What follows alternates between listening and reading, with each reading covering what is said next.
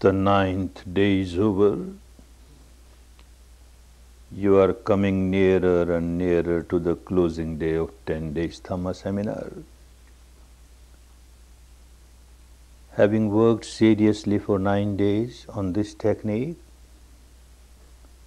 understand how you will make use of this technique in your day-to-day life. If you don't do that, then the purpose of your joining a course like this is not served. Then it will become like a rite, a ritual, a vipassana rite, a vipassana ritual. It won't be helpful. Vipassana is not for that purpose. Vipassana is an art of living.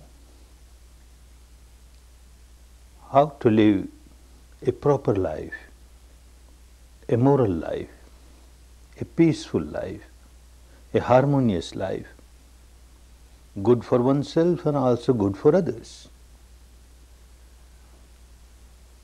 One has to keep on examining oneself whether Vipassana is really teaching me how to live a proper life. That is possible only when you go back home and practice every day, morning and evening. And even practicing morning and evening, if you make it just a mechanical process, sitting 1 hour like you count your beads of the rosary, it doesn't help. Again, in your daily life you have to see how this technique has started helping you. Similar situations, how you are dealing with those situations, how you are facing vicissitudes of your life. Misery may start, but how quickly you come out of your misery. Like this you keep on examining yourself. And if you find that there is no change in your life, no change for better, then there is something wrong. Either the technique is not good, but technique is good because it is helping thousands of people around the world. Today it has helped in the past, so there cannot be any doubt about the technique. That means you are not working properly. Then contact your guide, your teacher, your assistant teacher, and see what mistake you are making. If you are really practicing Vipassana as you should practice, some change or the other. Don't expect some miracles, but some change or the other must start. Change for the better must start in the life.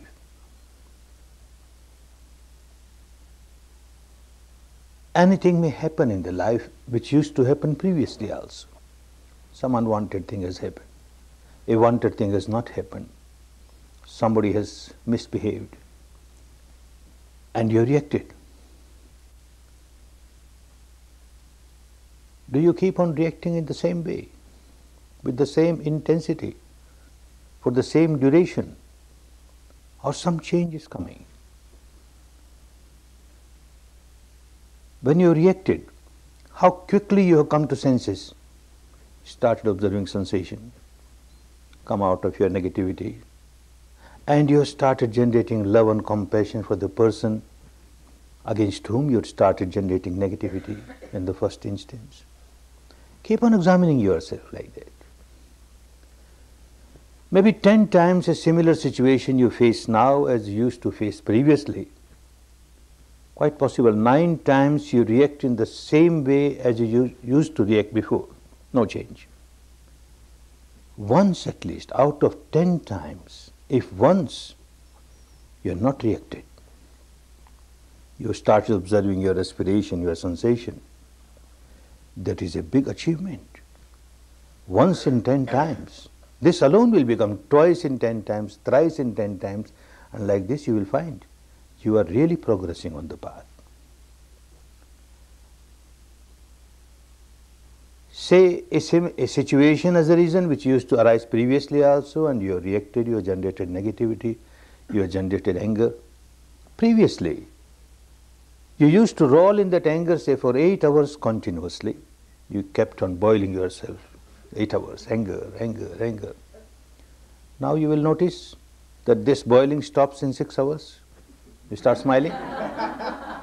Later on you find in 4 hours you start smiling, in 2 hours, in 1 hour, half an hour, 15 minutes, 5 minutes.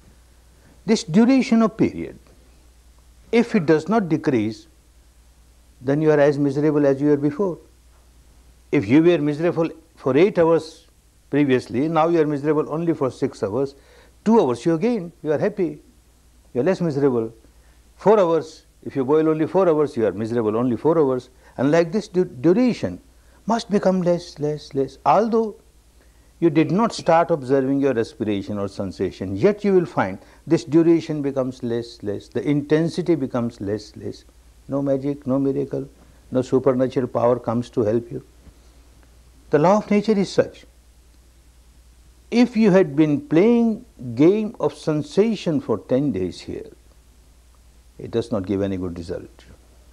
I keep on reminding it to the students again and again. Unfortunately, some are such, they keep on taking courses after courses, 10 courses, 20 courses, someone will make a century, and yet no change, no change. Because one is playing games of sensation. When there is pleasant sensation, one feels so highly elated, wonderful. My meditation is so wonderful. When a gross, solidified, unpleasant sensation comes, one feels so depressed, oh, my meditation is so bad. This is not Vipassana. This is totally against Vipassana. Sensation, pleasant or unpleasant, makes no difference. A sensation, what is the nature of the sensation? Look, it is anicca, it arises, it passes away.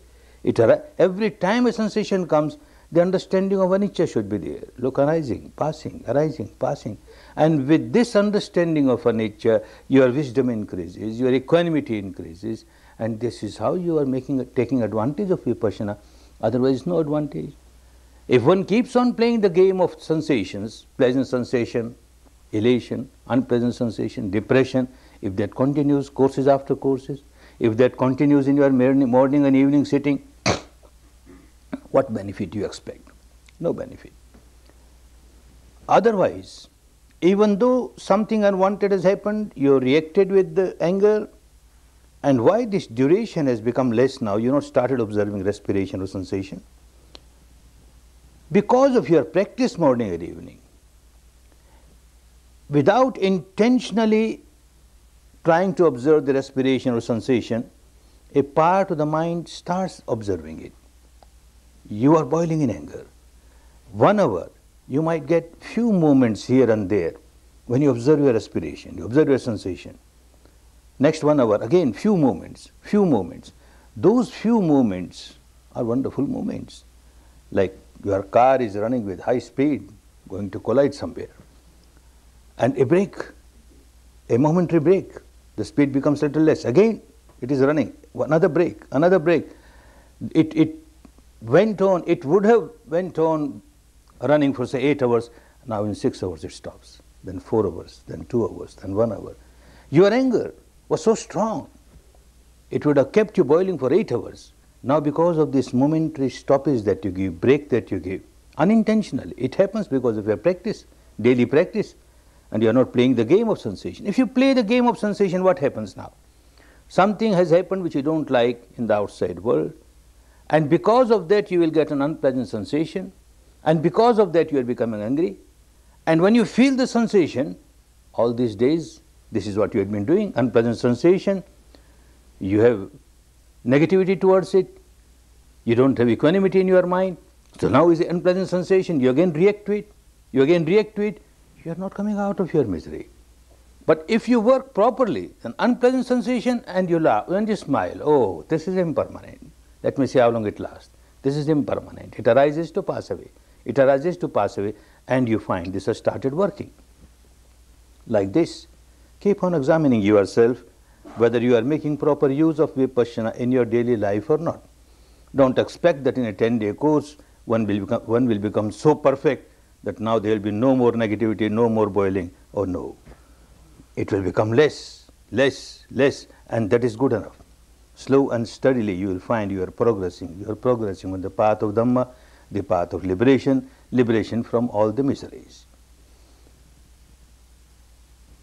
Whenever a misery comes, everyone wants to come out of misery. Nobody wants to roll in misery. But it is ignorance which makes us roll in misery for a long time. Saints, sages of the past, even ordinary human beings, they had been looking for a way to come out of their misery. Something has happened in life, very unpleasant, and one has become very miserable. And that incident keeps on striking again and again in the mind. One becomes more and more miserable. So one way out, people thought, was just divert your attention.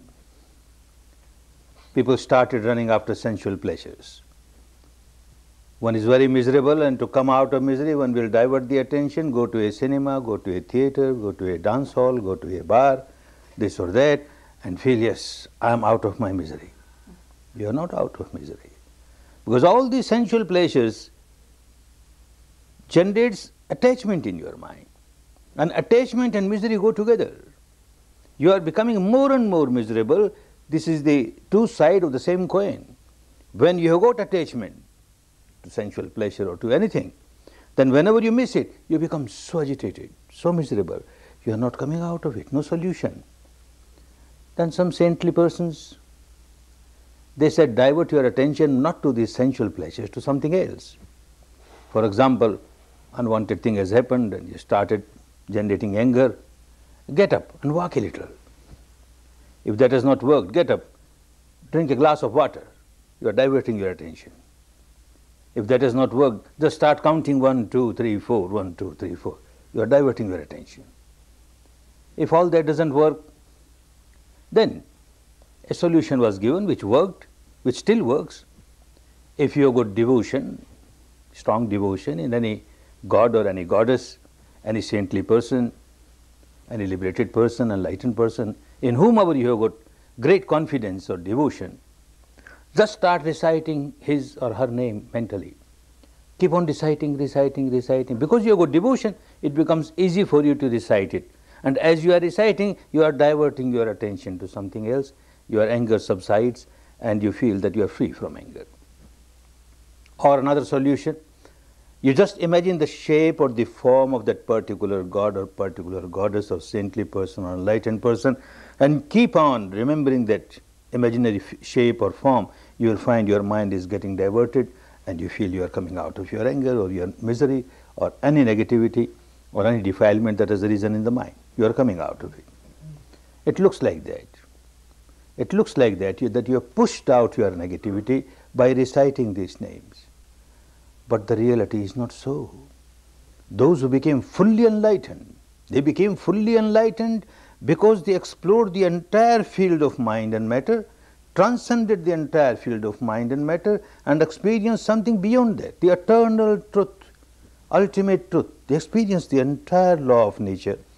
They understood that whenever you divert your attention, it appears as if you have put aside your negativity, but actually you have suppressed your negativity.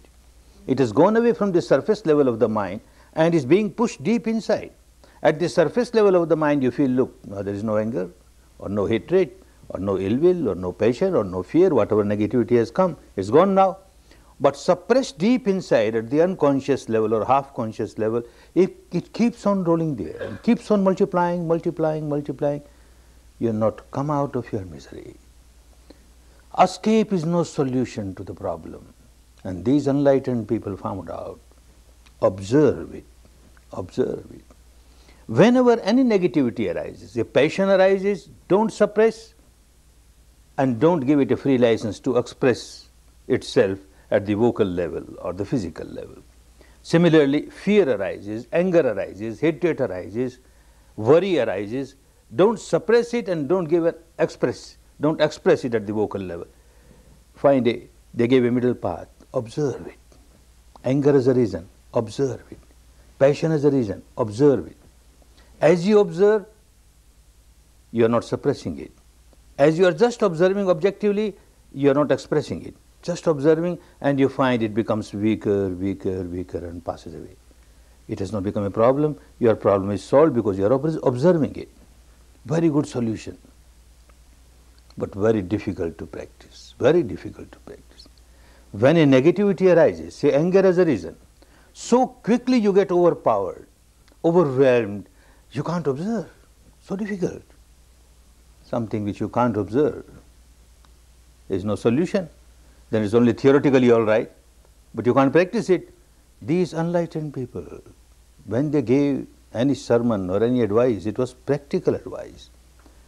They knew very well that when a negativity arises, it is so difficult for anyone to observe the negativity, abstract negativity as it is. But they realized mind and matter are so interrelated. As soon as a negativity arises in the mind, say anger is a reason, passion is a reason, fear is a reason, any impurity is a reason, two things start happening at the physical level. One at a little gross level, other at a little subtle level. At the gross level, your breath will lose its normality. When you have anger or passion or fear, breath can never remain normal. It will become little fast, little hard.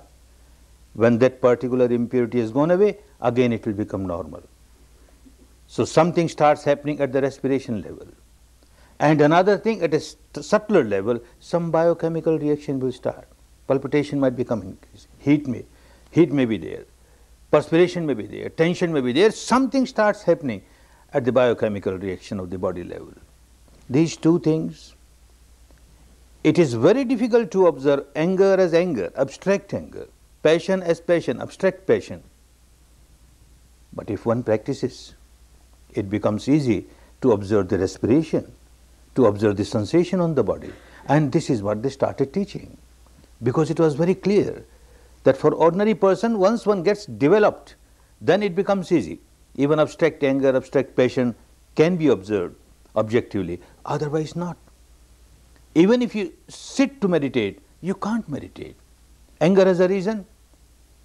First important difficulty is, first important problem that comes is, you are so overpowered.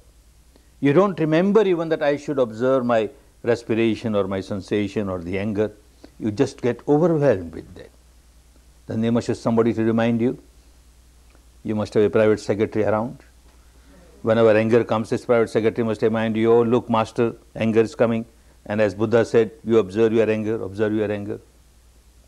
Private secretary will work for 8 hours only in the day.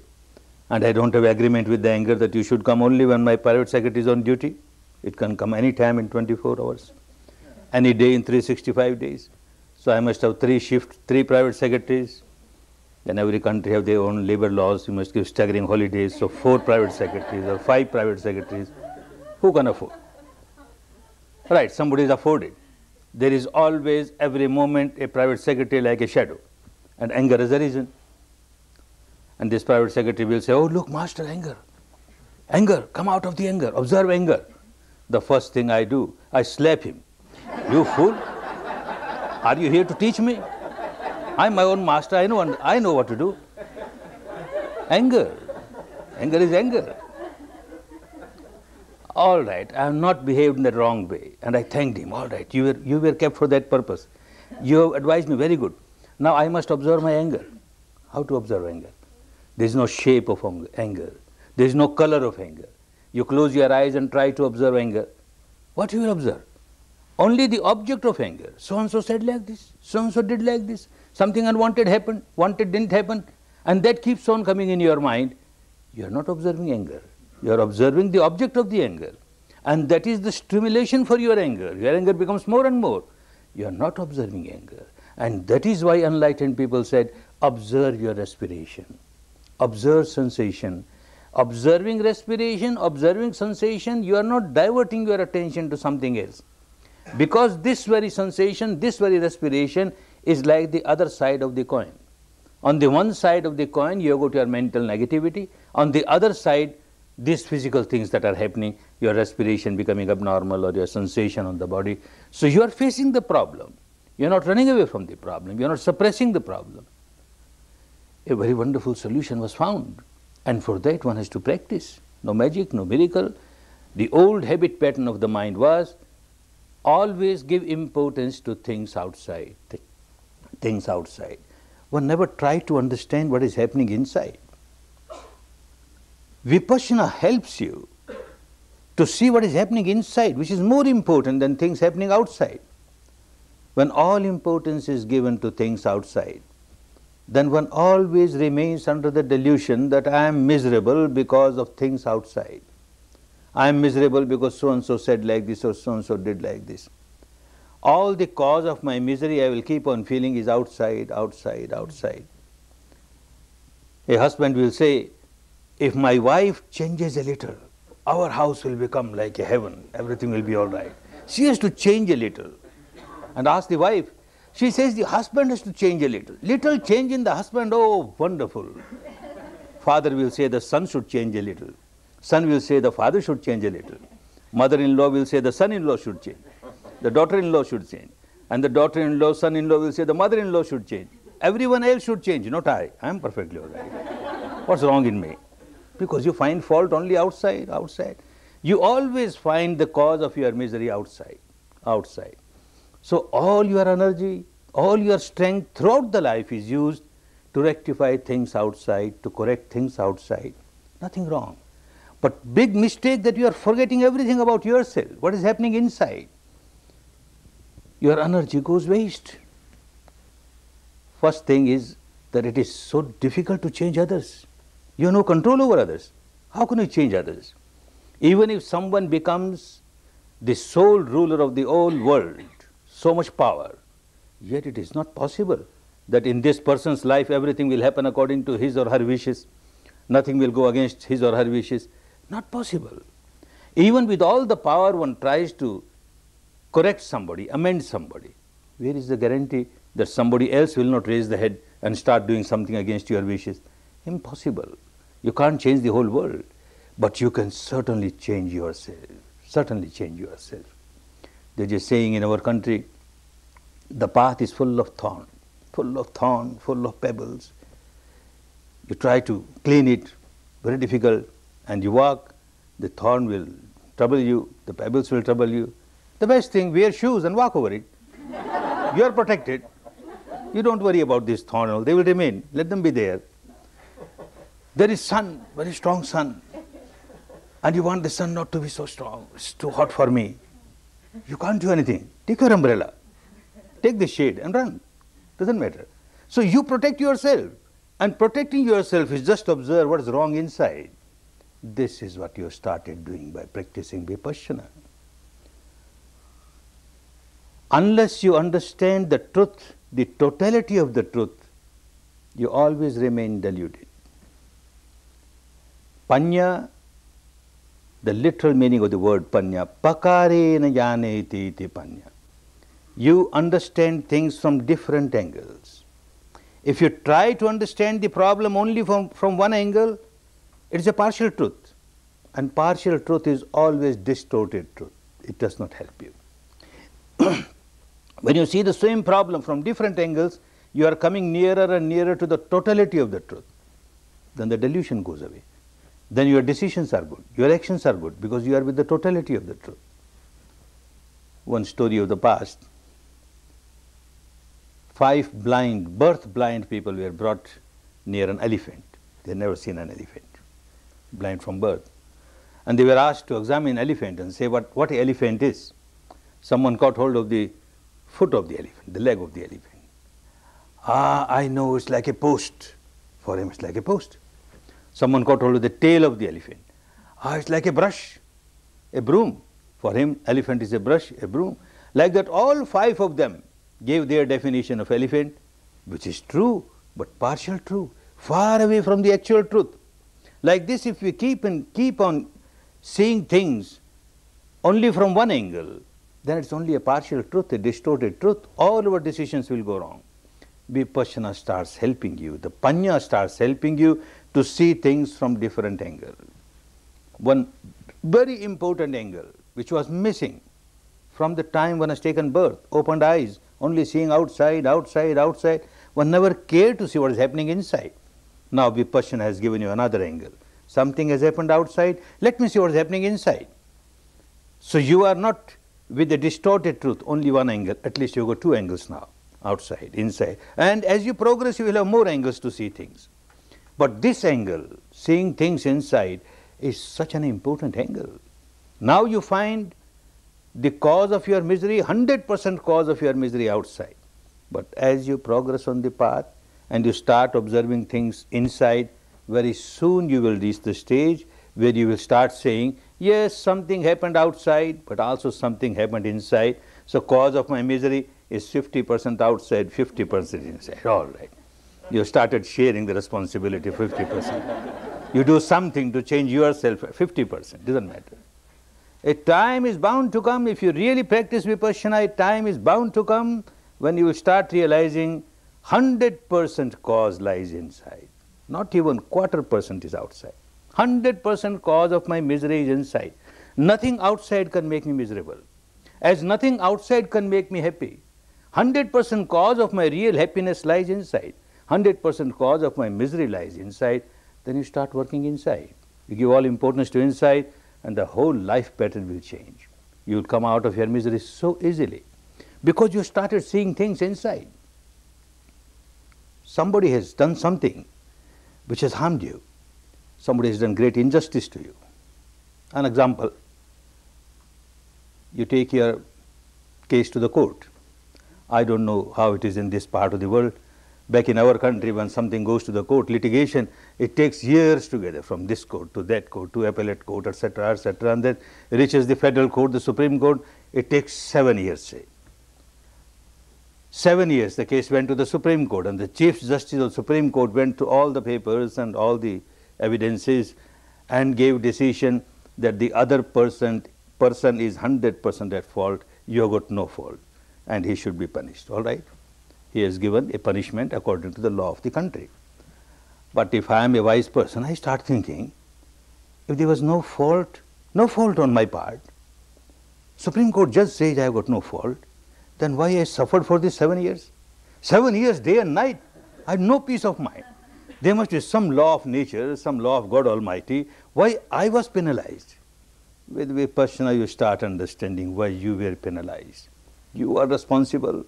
Every moment you are boiling with negativity, so-and-so did like this, so-and-so did, you are responsible. You kept on boiling yourself.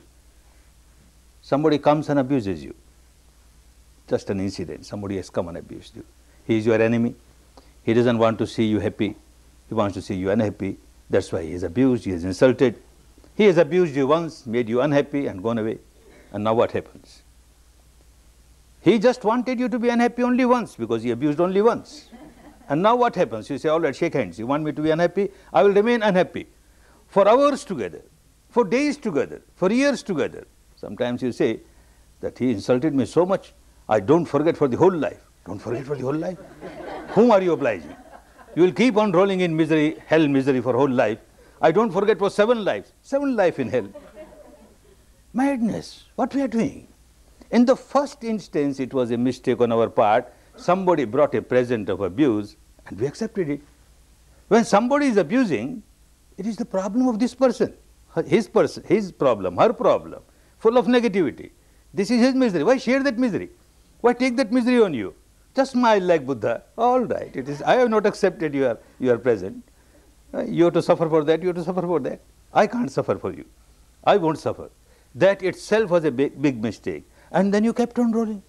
You kept on remembering, he insulted me like this, she insulted me like this. You keep on staging that drama on the platform of your mind again, years together. No one else is responsible for that. You yourself responsible for that. As you examine more and more the reality inside, things will become so clear, so clear. I am responsible. Whenever I react, I bring misery to me. I don't react, whatever happens outside, I am not miserable. I can smile. So the entire responsibility lies with me deep inside. I change my own habit pattern. I become free from misery. I start living a better life. But that requires a lot of practice. Things become easier if you practice Vipassana properly. This material structure, how it is working, how biochemical reactions are coming, because of the different sensations are coming, how the mind, the 4 parts of the mind, the vijnana, the cognizing part of the mind is working. The sanya, the recognizing part is working.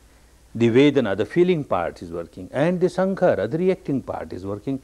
How they are working? If you keep on observing them, you will notice that the 4th part, the sankhara part, the reacting part has become so strong for you. And the first part, the vijnana, just cognizing, remaining observing things objectively has become so weak, and the fourth has become so strong. Oh, this is the reason of your misery. And by the practice of vipassana, you will find the fourth part, the sankhara becomes weaker, weaker, weaker. Even if you react, it is like a line drawn on the water. It won't be so deep. And the first part, observing objectively, becomes stronger, stronger, stronger. You are coming out of your misery easily. Otherwise, if the practice of vipassana is not done properly, the results, you can't expect the results that you should get by practice of vipassana. As you keep on observing the reality, it becomes so clear where the mistake is, where the misery starts, how the misery starts. Otherwise, one keeps on saying, whenever I see this person, I start generating negativity. Is it so? That means something wrong in this person. The biochemistry of this person is such that your biochemistry starts changing and generate negativity. If that is so, then everyone who sees this person must generate negativity. It doesn't happen. The same person, seen by 5 at the same time, one generates negativity, anger, other may generate passion, the third may generate fear, the fourth may generate something else, all 5 generating different things. Oh, then it becomes clear. It is not there, something wrong in me. Each individual has one's own problem. An example, an artist, a very good artist, on a canvas with his or her brush and the ink draws a picture. A very beautiful image comes out, very beautiful. Starts looking at that image, ah, wonderful. This person is so wonderful. And then loses the balance of the mind. I want to live with this person. I must live with this person, so beautiful person. And people say, you are a mad fellow. Your own creation, your own imagination, there is no truth in it, and you want to live with this picture. How is that possible? Oh no, I can't live without this person, I must get this person. Mad fellow. Similarly, the same artist may draw another picture, very horrible, very ferocious. Oh, this person is so bad, so ferocious, he will eat me, he will devour me, please save me, please save. People say, mad fellow, your own creation, your own imagination, what you are doing? We can say this artist as a mad fellow, but each one is playing the same game. Each one keeps on drawing pictures and then keep on reacting to those pictures. Each one keeps on carving images and then keeps on reacting to those images. All imaginary pictures, imaginary carvings, and yet what a great reaction is there. An example, 20 years back, 20 years back somebody said something or did something that I did not like. That means my sanya did not like. My sanya said very bad. And as soon as the sanya said very bad, sankhara reacted, a very bad person. Negativity arose. And I carved an image of this person. Very bad fellow. Very bad fellow. For 20 years I have not seen him. After 20 years, with the interval of 20 years, I see the same person and I start reacting. Very bad fellow. Very bad fellow. Oh, in 20 years he might have become a saintly person, who knows? And even the first instance, it was only my sanya which said very bad fellow.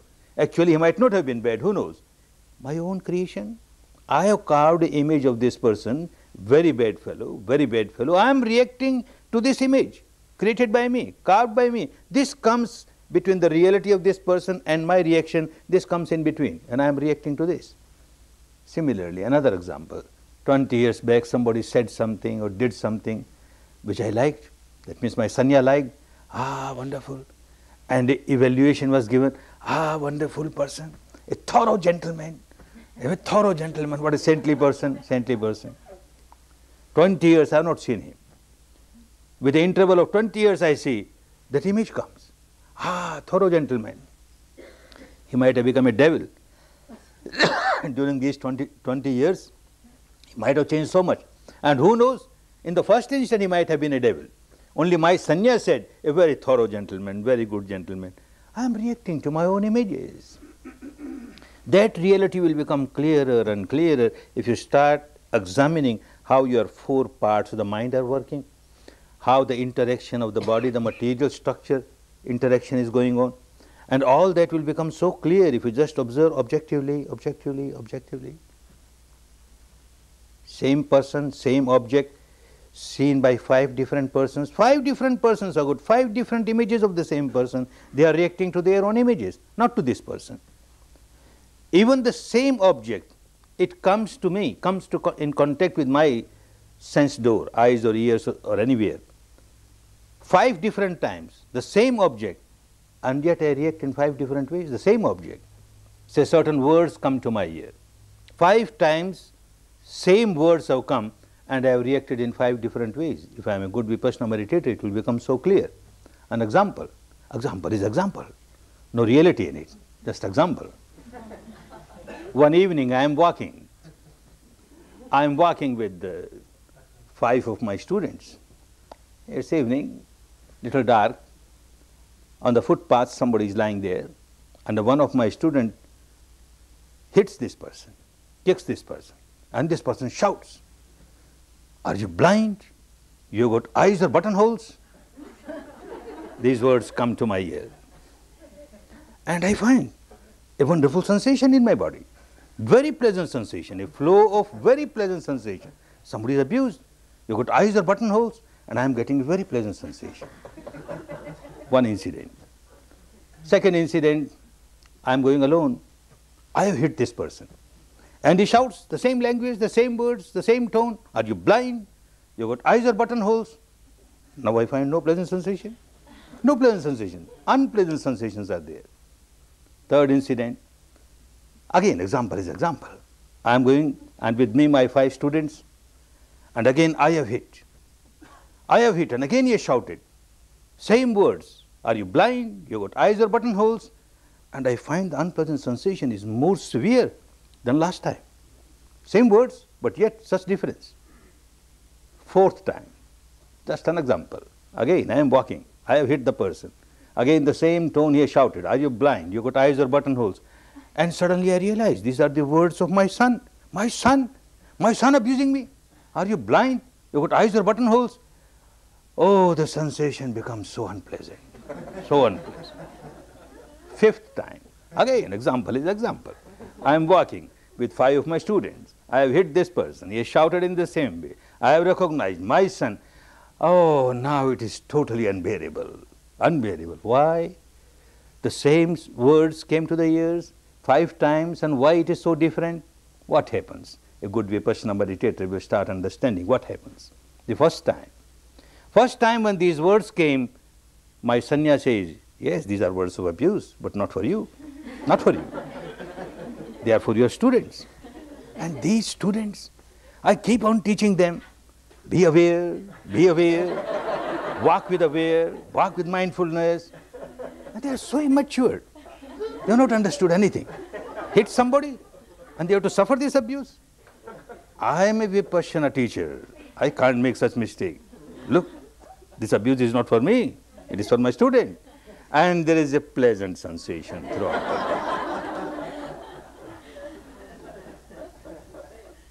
As soon as one takes birth and grows and comes to senses, whether one comes to senses or loses senses, who knows, but in the worldly language we say one comes to senses.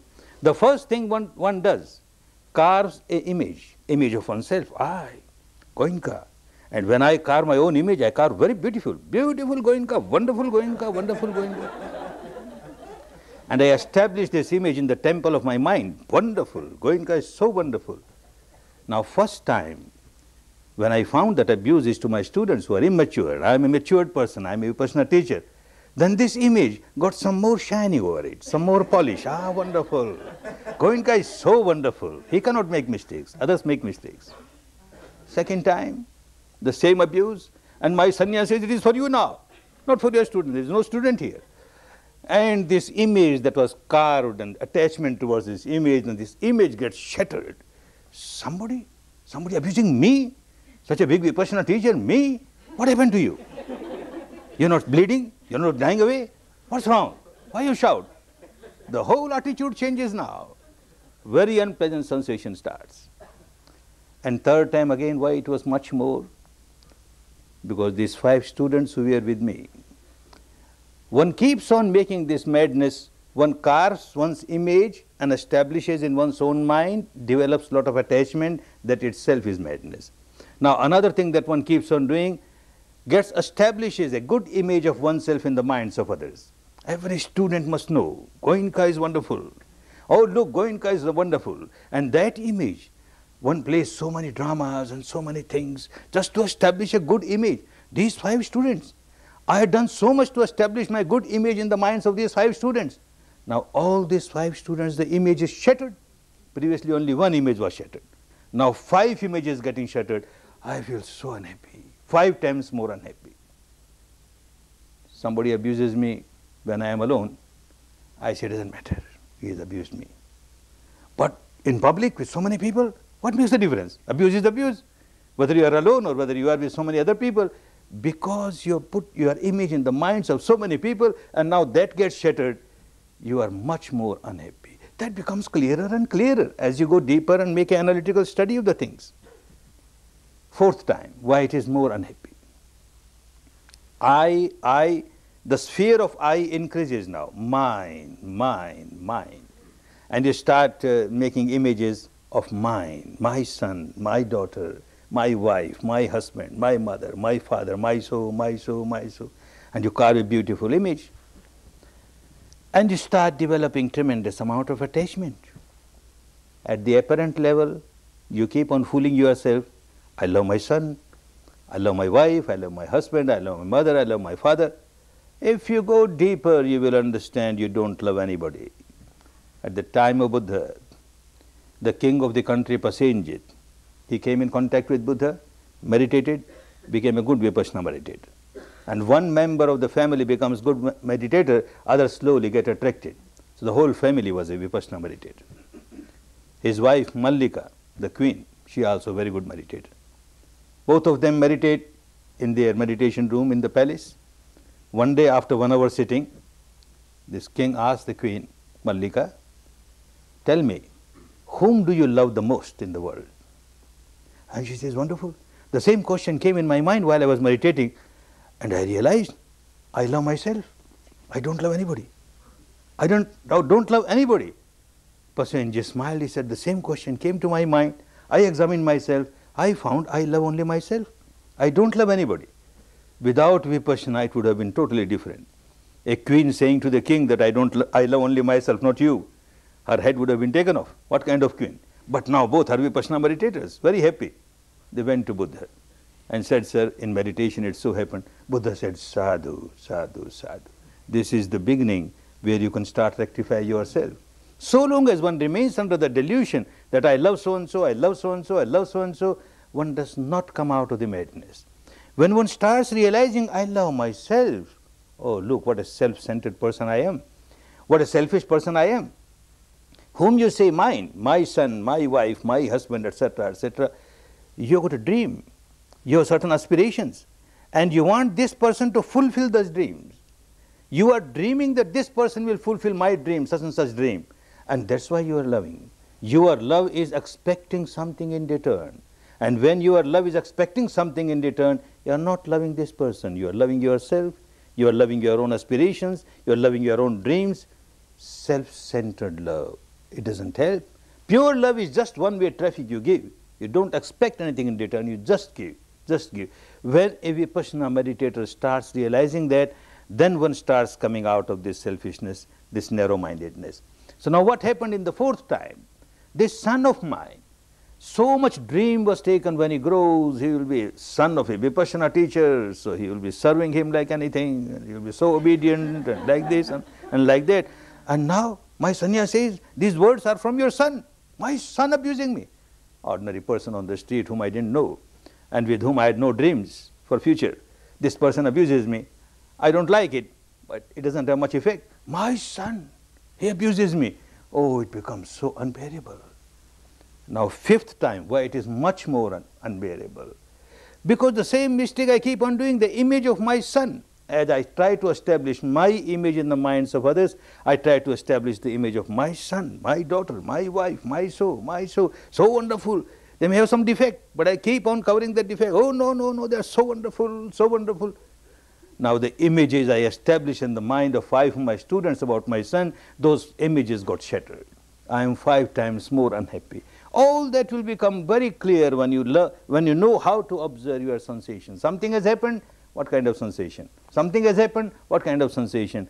This is how Vipassana will help you. Unless you make use of Vipassana in your daily life, then it will become like any other organized religion. One goes to a temple, one goes to a church, one goes to a pagoda, one goes to a mosque, performs this rite, that rite, feels very happy, I am a very religious person, I am a very religious person. It doesn't help in the life, deluding oneself. If Vipassana is also made that way, I take one course every year, I sit morning and evening, and my duty is over now. Let Buddha do something for me. He will do, because I am doing his job. He told me to do this, I am doing it. Now it is his job to save me from all misery. It doesn't work. It is changing your own habit pattern, understanding at the depth how you are making yourself miserable. Moment to moment you are creating only misery for you, either craving, either aversion, either craving or aversion, this sensation, that sensation, craving, aversion, a bundle of misery. And by this technique you are coming out of this mad habit, coming out of your misery. A purpose to come to a course like this should not be taken like a rite or a ritual. There must be a purpose for your coming. And the main purpose is that you understand the reality of mind and matter within yourself at the experiential level. And every time you come, you are developing certain qualities in you. And those qualities will help you to reach the final goal of full liberation. In the language of the past, in Buddha's language, there are 10 such good qualities. And when you fulfill those qualities, you reach the final goal easily. They are called parami. Parami is a quality which helps you to cross the ocean of misery and reach the other shore free from all misery. There are 10 paramis, and one gets wonderful opportunity coming to a course like this to develop all the 10 paramis little by little, like your 10 jars, 10 pots. And even if you put one drop in each, drop by drop, a time will come when all these jars will get fulfilled and you reach the final goal. What are these 10 paramis? What are these 10 qualities? Remember them, so that next time you come, you be very careful that you put at least one drop in each jar. More the better. One parami. Nekkhamma parami. A parami of renunciation. One is to renounce the householder's life so that there is no attachment left. Everyone is not prepared to renounce the householder's life. Everyone cannot become a monk or a nun. Then how to develop this parami? And it is an important parami. Then this wonderful opportunity. For 10 days, although one has not shaven the head and one has not changed the robes, but for all practical purposes, one lives a life of a monk, one lives a life of a nun. Because in courses like this, you live on the charity of others. Whatever food you take is charity of others. Whatever facility you have is charity of others. And what for one becomes a monk or a nun? There is nothing to say mine. All these paramis are to take you to the stage where entire ego gets dissolved. The final stage of egolessness takes you to the final goal. And with renunciation, one becomes a monk, and with the begging bowl in the hand, asks food from house to house, the ego starts getting dissolved. You get a wonderful opportunity here. Initially, when courses were started in India, and for some time here also, when we didn't have our centers, then one mistake was there. We couldn't rectify, and it took time to rectify. Charges were taken from the students. No charges for the teaching, because teaching is so invaluable. What charges can give? What charges can anybody give? But at least for boarding, lodging, the actual expenses, out-of-pocket expenses, were charged from the students. That was wrong. But once the centers started coming up around the world, then the Dhamma started being taught in its pure way, pure form. If money is charged, then you don't get this parami of renunciation, because all the time you feel I am paying for it. And when you take your meals, oh, this is not to my taste, I paid for it, no, this is not good, I want that, your ego is there. Otherwise, like a monk, like a nun, whatever comes in the begging bowl, beggars have no choice. You get it, you eat it, you are happy with that. You are dissolving your ego. very important. For that purpose, no charges should be taken, no charges of teaching, no charges of boarding, no charges of lodging. When we first gave this idea to the people in India, all the trustees were, when the center was established, they were so afraid. What, Goenka ji, what you are doing? This is such a poor country. People don't get meals for days together, and you are giving free meals here. There will be such a big crowd. I said, don't worry, let them come. They have to work from morning 4:30 till night 9:30. If they work, doesn't matter. If they come only for meals, then they won't work. Then they have to run away. So it doesn't matter. And doesn't matter. Nothing happened. It went perfectly all right. People came to work seriously. Same thing here also. When I started in the West, people said, well, in the West, people will suspect you. Why you are not charging even for food? There is something wrong. Some intention, wrong intention is there. Or you are supported by some government or some intelligence group or something. Something is happening. Otherwise, how somebody can give free boarding, free lodging? How that is possible? Not possible. So this doubt won't allow people. I say, this doubt will go away, don't worry. And look, it has gone away. So Dhamma, when it is taught in its pure form, is so helpful to the students. And it helps them to develop this parami, renunciation parami. One feels, I am a monk here. For 10 days I am a monk. I am a nun. I have to live like a monk, like a nun, on the charity of others. And this helps them. Another parami, Shila parami. The 5 precepts that you take here, you are supposed to observe them outside also. But it is so difficult in outside world. You keep on breaking this or breaking that. Although it may be due to the environment, because you are kept busy from morning 4:30 till night 9:30, there is no opportunity for you to break. So at least for 9 days or 10 days, you keep your Shila so perfect. When you start talking, 10th day tomorrow, slight danger is there. That's why silence for 9 days, to observe this Shila. When you start talking, you may exaggerate something, or you may hide something, and your Shila is broken. So at least for 9 days, perfect Shila, you get this wonderful parami. And the next parami is Virya, efforts. As a householder, one has to make effort, but every effort one makes is to earn money for livelihood. Yes, one has to work. But coming to a course like this, the Virya is the real Virya, a Virya to purify your mind, a Virya to live a good life. All the efforts that you make are the efforts to purify your mind, to purify your mind. This goes to your credit, the credit of parami, Virya parami.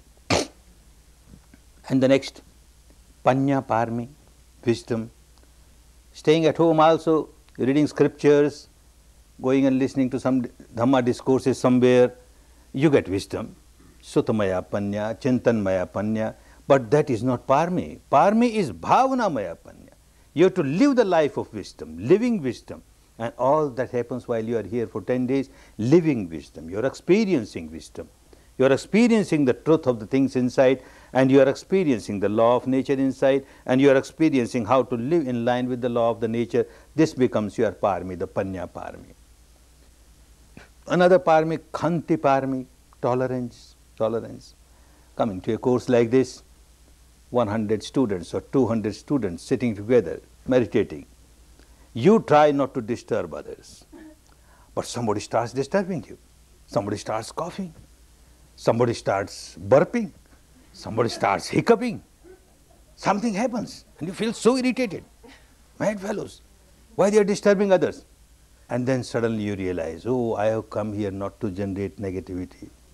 I must generate only compassion, love. This person is ignorant, or this person is a sick person. Why generate negativity? And you come out of this negativity, you learn how to develop your parami of tolerance, Khanti. And the next parami of truth. Truth at the vocal level is a good parami. But here at a deeper, subtler level, every step on the path must be with the truth that you experience. Not the truth experienced by Gautama the Buddha, or the truth experienced by Jesus Christ, or the truth experienced by your teacher, nothing doing. Your own experience from moment to moment, this will take you to the final goal of ultimate truth. So truth, this parami becomes stronger. Aditthana parami, strong determination. Somebody comes to a course like this, the first thing one does, strong determination. I will stay here for 10 days, let anything happen. I won't run away on the second day. I won't run away on the sixth day. I won't run away on any day. I will be here for 10 days. Any kind of operation is acceptable to me. Another adhittan one takes. I will observe all the rules, regulations, discipline, timetable, and this adhittan helps. Another adhittan which comes after vipassana, you sit for 1 hour 3 times.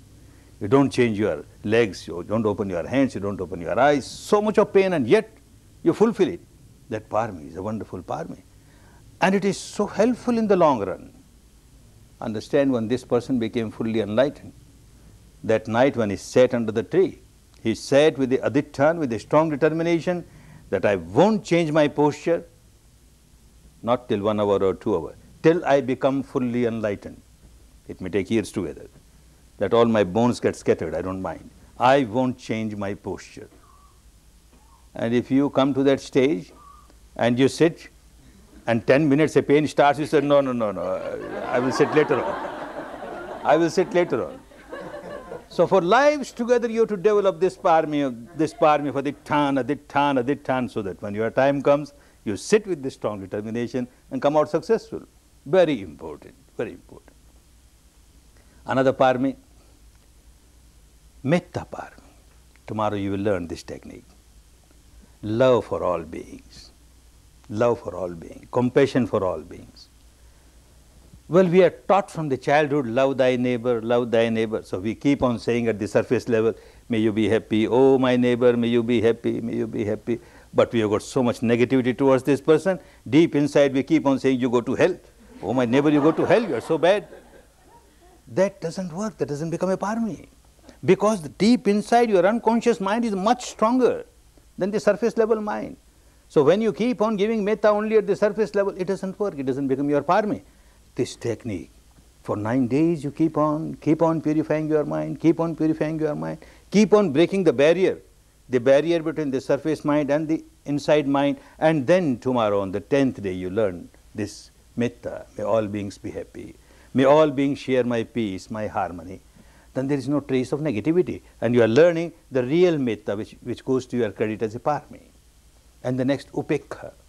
With all the experiences that you have here, upekha, equanimity, equanimity, equanimity. Whatever experience you have, pleasant, unpleasant, neutral, equanimity, you get a wonderful opportunity.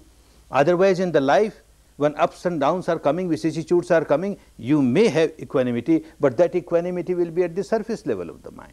But now you are experiencing at the depth of the mind. The sensations are experienced by the deepest level of the mind, and you are training this deepest level of the mind to remain equanimous, upekha, upekha, upekha. This becomes your parami. And the next, dana parami, donation. As a householder, it is very difficult for a householder to reach the final goal. Why? Main difficulty is that a householder is not supposed to go and beg food. A monk and nun should go out and beg food. A householder has to work hard, very hard, work honestly and earn money. Support oneself, support those who are depending, and support others. This is the responsibility of a householder. Once you start working and you start earning, then the ego gets inflated. Look, I am such a smart person. I am such a clever person. I am so intelligent. And that is why I am successful. Others are not successful. I earn this much, I earn that much. The money that comes develops so much of ego in the mind, and so long as the ego is there, you are far away from the final goal of full liberation. Now, how to come out of this ego? On the one hand, one has to earn money. And on the other hand, every money that comes generates ego in you. That is why the saintly people, the enlightened people, they advise that whenever you earn, you keep on understanding that you are not earning for yourself. Of course, you are earning for your own maintenance and the maintenance of all those who depend on you, but you are also earning for others, for others. Others have got share in my earning. Then the ego becomes less. It won't be that strong. In a course like this, 10 days are over. One has been dissolving the ego, purifying the mind, Then whatever donation one gives, according to one's own capacity, less or more, is a material, gives with a purity of mind, not expecting anything in return. Even this dana becomes very impure when you expect something in return. Your love becomes very impure when you expect something in return. Your service to others becomes very impure if you expect something in return. So also the dana becomes very impure if you expect something in return. I have given so much dana, so there must be one bungalow made for me. Whenever I come, I must be there, all comforts for me. When I am not there, all right, let others use it, doesn't matter. But when I come, and first admission, I must always get admission, all those expecting something in return. Or I have given so much dana, so on this bungalow or on this structure, my name should be written, donated by Goenka, the great Goenka. All that madness, because one doesn't know what Dhamma is. This is what one has been doing the whole life, working here for 9 days, for 10 days, dissolving ego, dissolving ego. Oh, whatever I am giving is for the good of others. As I got so much benefit because somebody gave for me. Somebody gave this charity, and that is why I got all this wonderful Dhamma which is so good for me. May similarly more and more people get benefit from it. So the charity that comes from the mind of purity, just helping others, seeing others coming out of the misery, this goes to your credit as a parami. Otherwise, if the ego gets built up, then it is no more parami.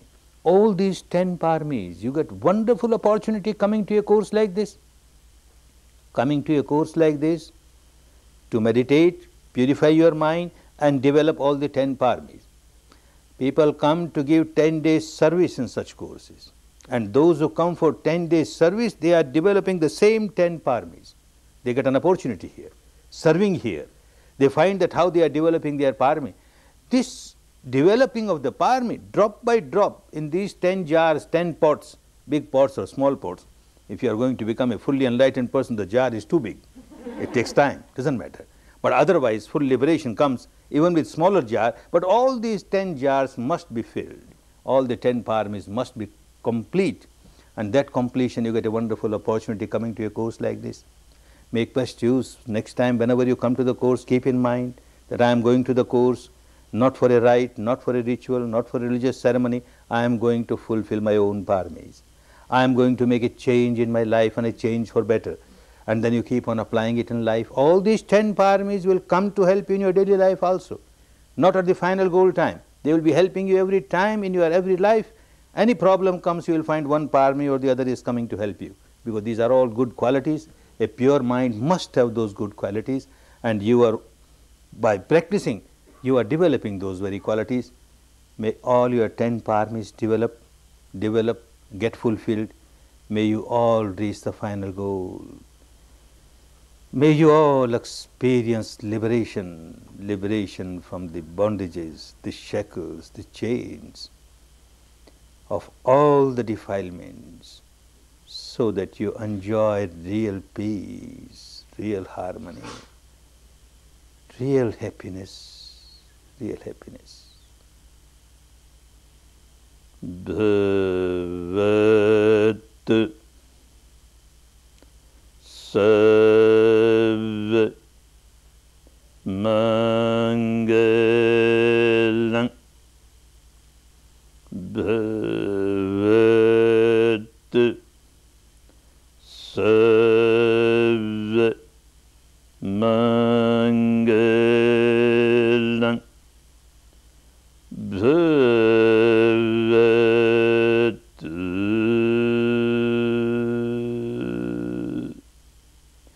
Sarva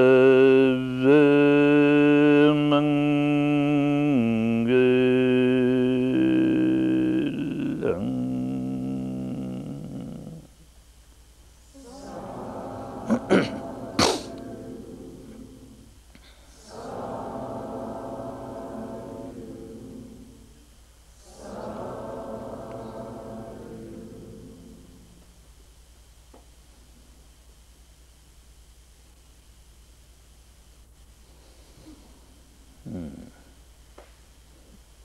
You may take rest for about 5 minutes and then again start working.